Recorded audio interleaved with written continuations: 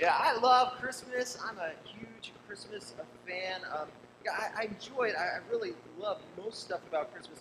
But I think we would all agree that Christmas can also be quite stressful and also a little bit crazy and a little bit wild. I mean, think about it. About the moment that Thanksgiving ends, like hours later, you're out the door having to look and try to find like the perfect Christmas tree, right?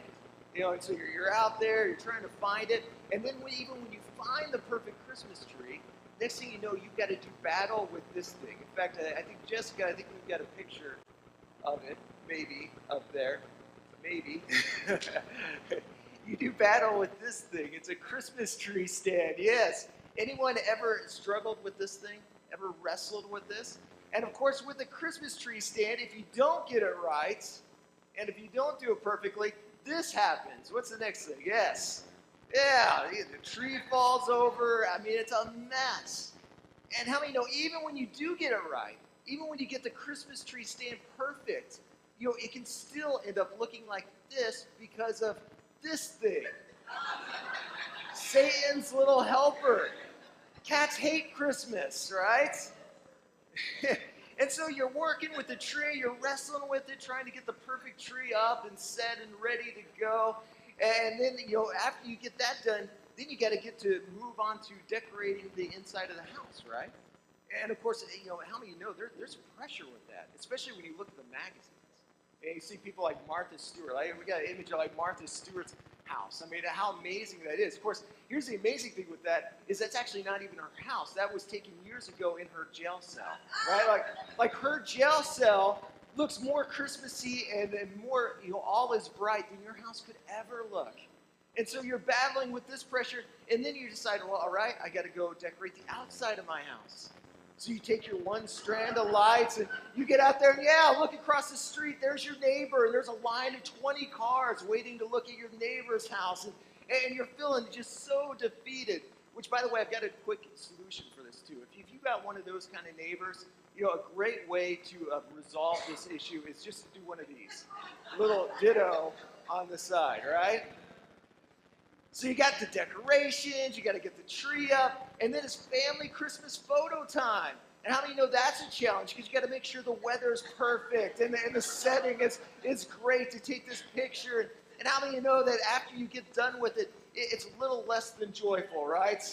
I mean, it's a tough experience. And that's not even counting when you got to go take the kids for pictures with Santa. Because the kids are scared of Santa. But listen, here's a secret. They're not nearly as scared of Santa as Santa is of kids, because kids leak. I'm just telling you, kids leak. And so you got Santa, he's scared, and that's Christmas, right? It's crazy, it's overwhelming, it's consuming, and sometimes I think we can get through all that craziness, and you kind of be left wondering, what's all the fuss about? Well, why all the stress? Why all the craziness? Why all these things I feel like I got to get to and get done? I mean, what's the why behind it, right? And that's really what I want to just take with just a few minutes we have in front of us, is just kind of unpack a little bit of the why behind the what of Christmas. But by really looking at the original, taking a glimpse, I guess, of the original Christmas story. This original story and this day that happened 2,000 years ago when we celebrate not just the birth of a Messiah, a Savior, we celebrate the birth of a King, the coming of a newborn King. And what's interesting about his arrival is that unlike our Christmas story, where many of us might come through the Christmas season and go, man, why all the fuss, why all the stress, why all the stuff around it, right? For them, it would have been totally the opposite. I mean, again, here's a king being born into the world. I think for them, the question would have been, why not a little bit more fuss?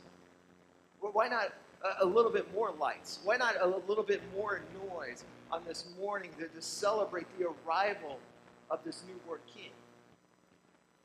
I mean, why come the way that this king chose to come? I mean, he chose to show up to two poor, impoverished teenage kids, Mary and Joseph, to be born in a remote town of Bethlehem in the sticks, in the middle of nowhere, with very few people actually even noticing or knowing what had happened in that at least on that day, on that Christmas morning, 2,000 years ago. And it can be easy to kind of read the story and you sit there and you wonder, why? Why choose to come like that? Because that's not how royalty shows up, is it? I mean, we think about how royalty, like a king or a queen, how you expect royalty to show up. We think of a very different entrance.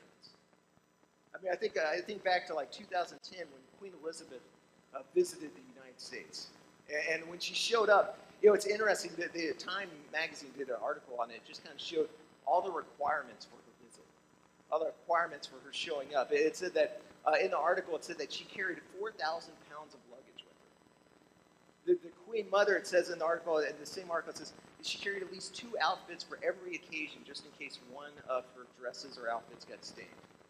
She had 40 pounds of plasma in case there was an emergency.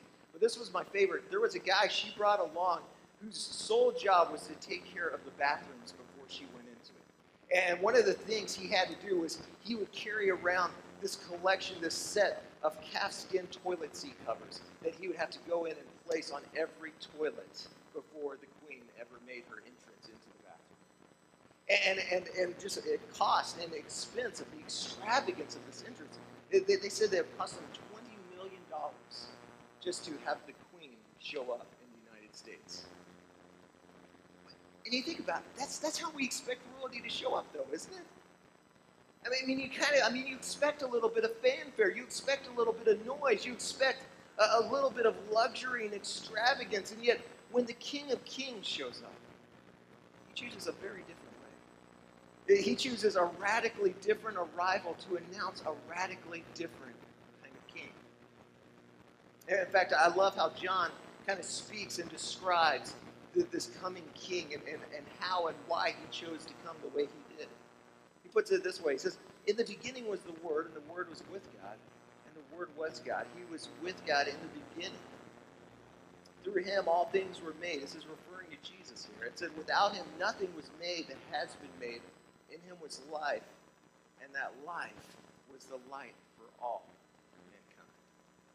See, on that Christmas morning was born a king who came not to impose his will, but to reveal it. A king who came not to impose his will, but reveal it. There was a Danish philosopher / theologian in the 1800s, and he tells this really cool story of this king who one day as he was looking out at his castle, he spotted this peasant girl out the window.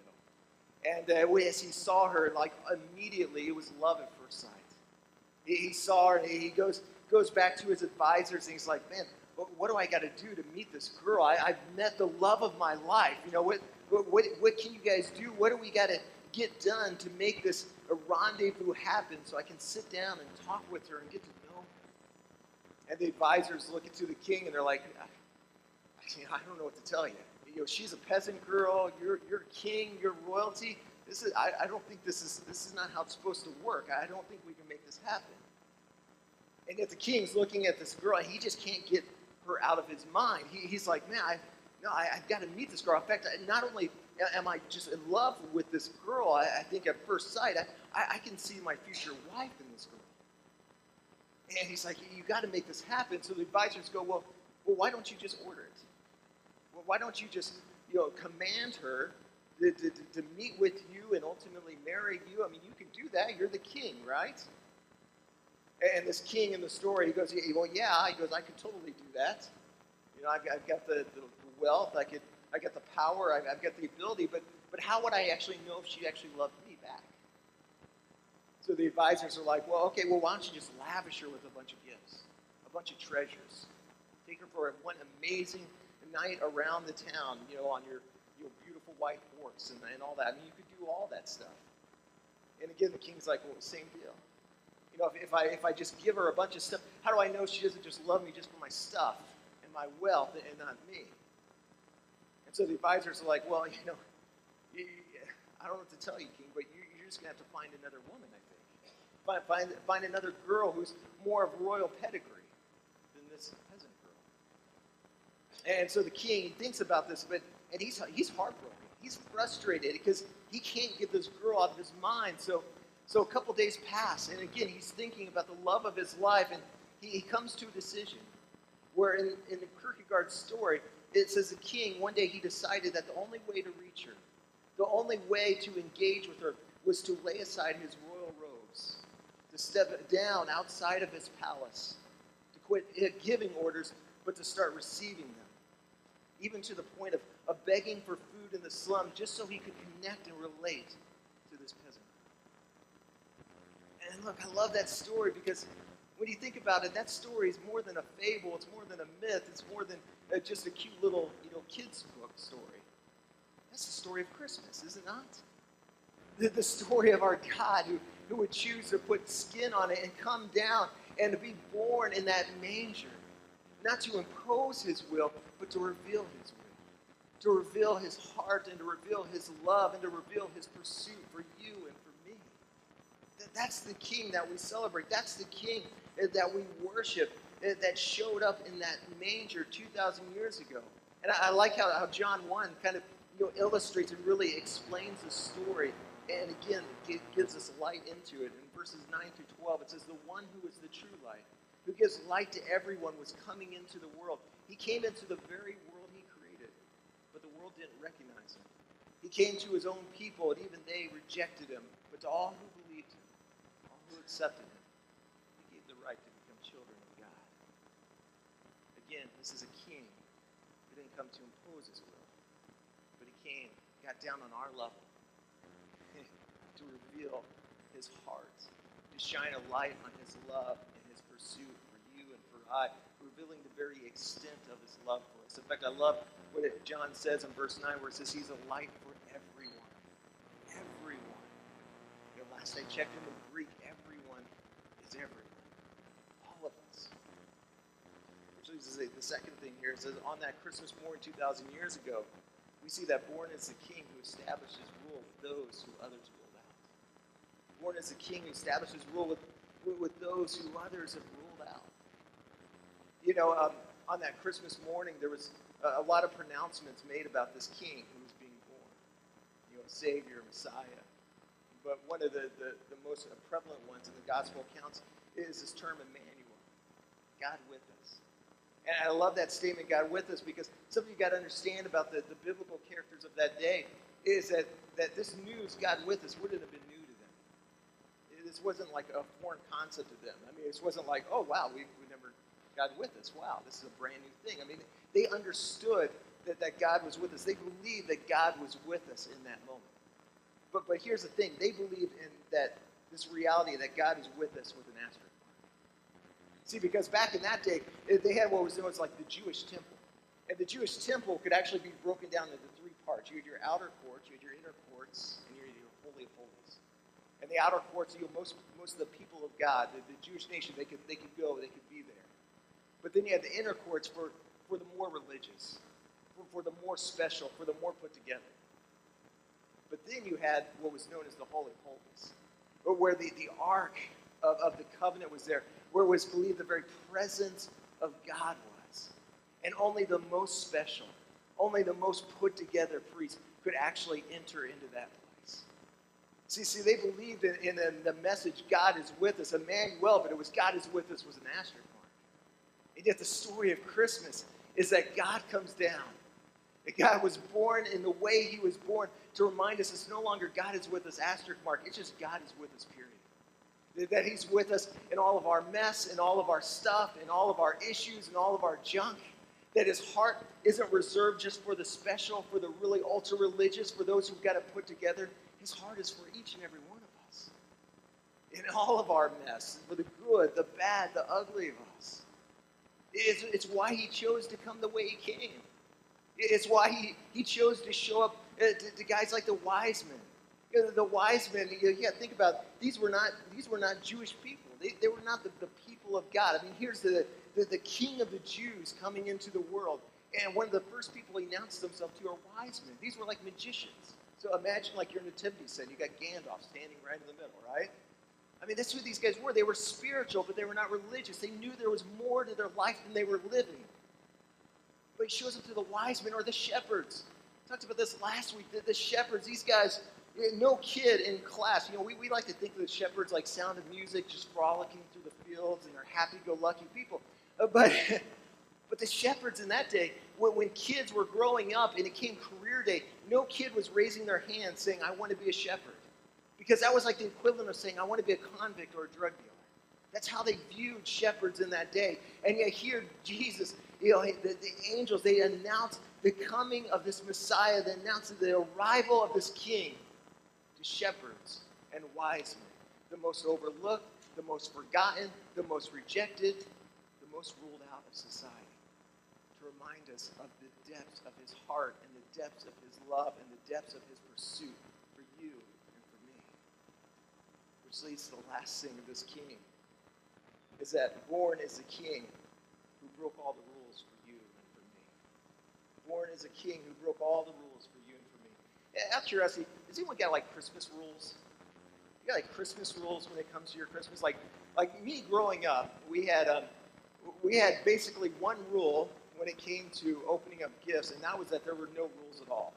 It was like, the moment it was time to open up gifts, like it was just free for all between my brother and I. We also had another rule, which was that we couldn't wake my parents up before like 5 a.m., which was a problem because my brother and I, on Christmas night, we couldn't sleep past 2 in the morning.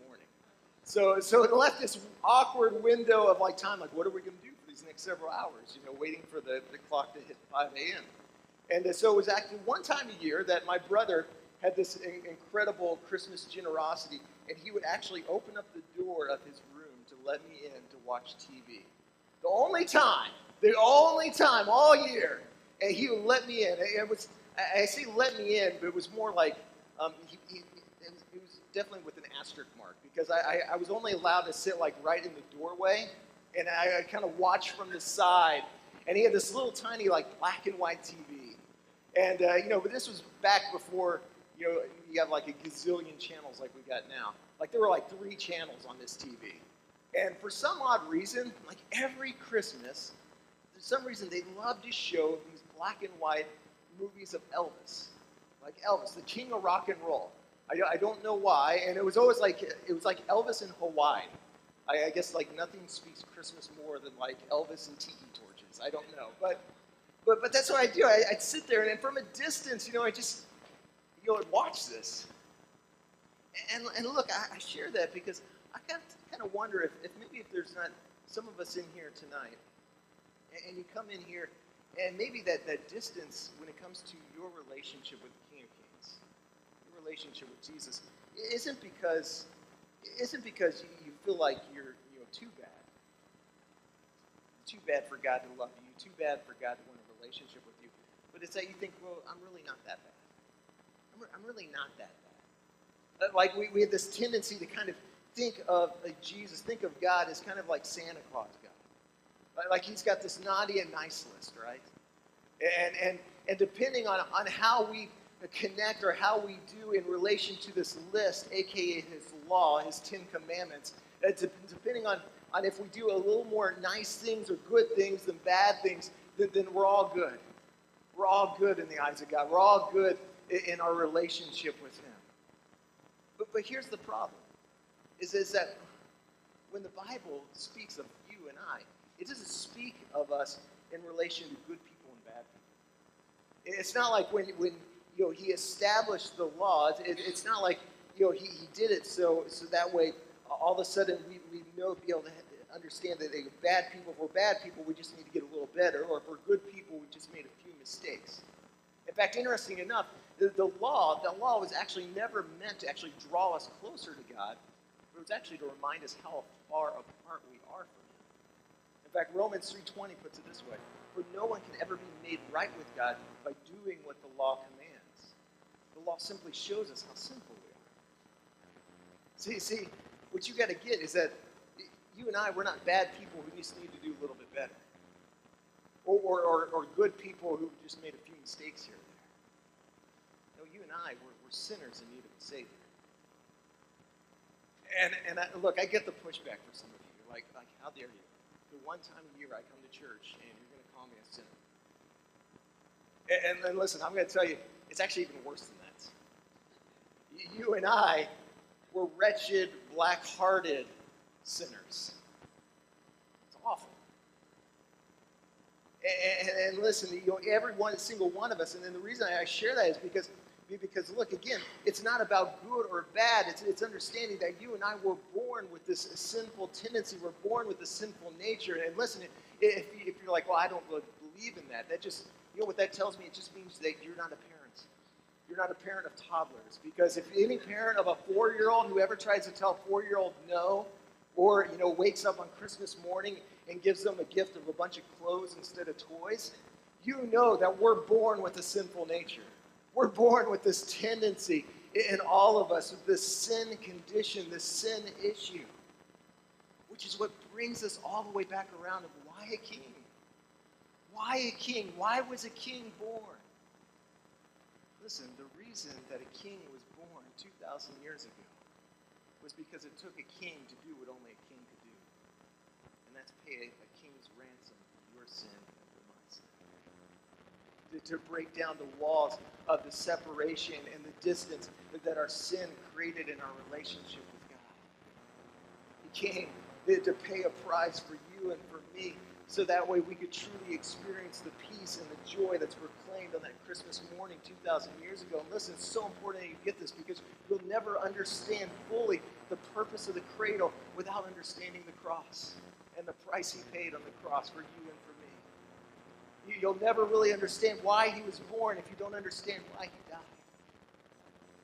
See, so often we love to, around this time of year, say, hey, the reason for the season is Jesus. And while that's kind of true, it kind of also misses the mark. Because the true reason for Christmas is you. You're why he came. You're why he was born. You're why he went to that cross and paid a price you and I could never pay. To announce to you that I love you. I got a plan for you. I've been pursuing you from the creation of the world, from the foundations of it all, from before the day you were even born. I was already on a pursuit after you. And listen, I don't think that just like it wasn't by accident Jesus chose to announce his arrival that morning to shepherds and wise men and to a couple of teenagers in the middle of nowhere, in a town in the middle of the sticks. It's not by accident you're here tonight. Because for some of you, God wants to give you the greatest gift you could possibly ever receive and open up this year. That's the gift of Jesus. That's a gift of not some distant, religious, worship of a distant God, but actually a relationship with the King of Kings. He loves you so much. You sit there and say, well, that's great and all, but how do I even do that? How do I even step in? How do I open up that kind of gift? You know how you open up that gift? How you receive the King of Kings into your heart? It starts with just an act of surrender. Just simply saying yes to God. You think about it, the most important decisions in our life, they require a yes oftentimes, don't they? Like have you ever been on an airplane and they sit you in the exit aisle, the exit row, like they expect you to give a yes, I can open up that door if the plane goes down, right? Like a head nod doesn't do it. Like you've actually got to say yes. Or the groom that proposes to the woman of his dreams gets down on his knee and he's like, will you marry me? And she's like, oh, I got the colors I got the colors picked. And he's in the craziness of it all, it's like, what did you just say? Did you say yes?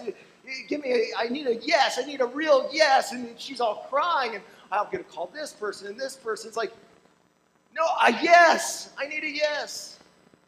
And that's what God is calling out to you tonight. You want to open up the greatest gift. You want to truly experience the peace and the joy that was announced on that Christmas morning 2,000 years ago. It starts and happens with a simple yes. Jesus, I surrender my life to you tonight. So with every head bowed, every eye closed, that's the gift and the opportunity I offer you tonight. Don't let this time pass by. The reality is that in a couple of days, Christmas will be here and gone. The thrill of those gifts you open up Christmas morning, it'll be past. But you can open up a gift tonight and experience something. Experience a change in your heart and your life that will last forever. A joy and a peace that passes understanding. So if that's you, if maybe you've never asked the King of Kings to come into your life. Maybe you've never surrendered your life to Jesus, or it's been a really long time since you have. Every head bowed, every eye closed. I want to ask if you have the courage to simply raise your hand.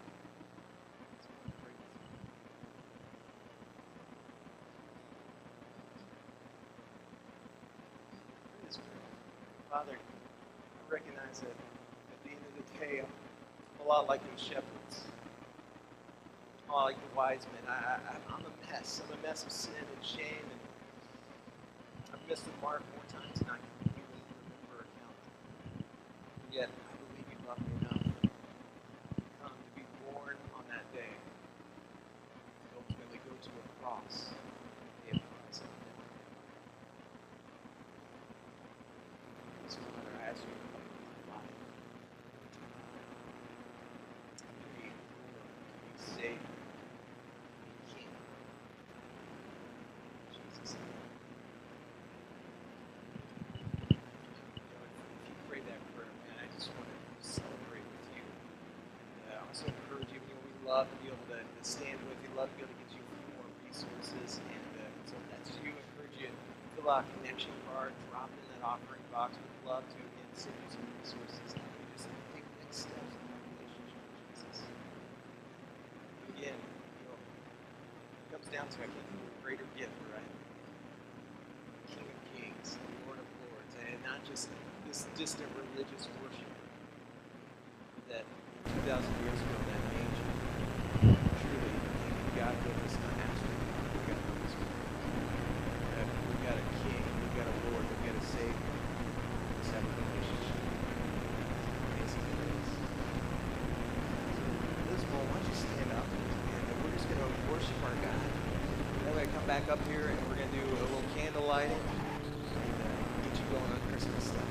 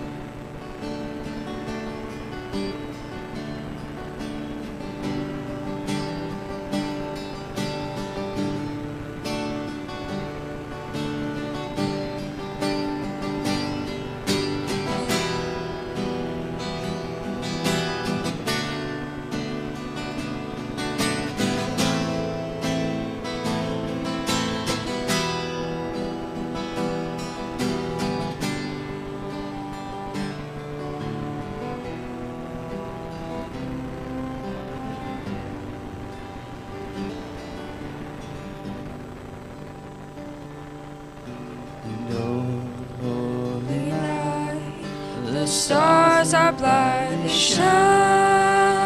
It is the night of our dear Savior's birth. Long lay the world in sin and ever pain. It is the night of the soul the thrill of this weary world rejoices, for yonder breaks a new and glorious morn. Fall on your knees, and hear the angels' voices. Oh, night divine, oh, night, oh, Christ was born. And oh, night divine,